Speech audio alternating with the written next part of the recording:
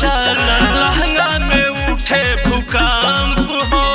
दोनों जवन में करत टक्कर सिस्टम करत जंप हो। चोली बाजार में गोली बचल लहंगा में उठे भूकंप हो।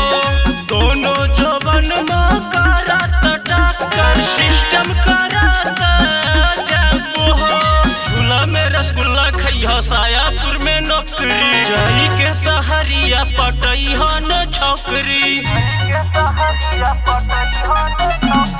लीलापुर में लाल करिया खा के पान जरदा जाए बेरा किस गल राजा वही जगही जाकर पिया पटना देवरा कैदी घटना जाकर पिया पटना देवरा कैदी घटना।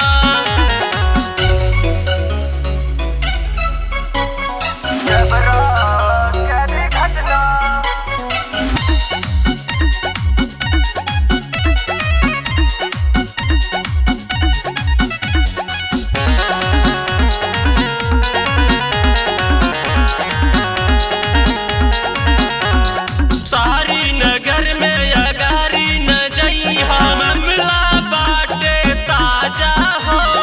एक बेर माजा उठाला न जवानी के हे मोरे रामेश राजा हो।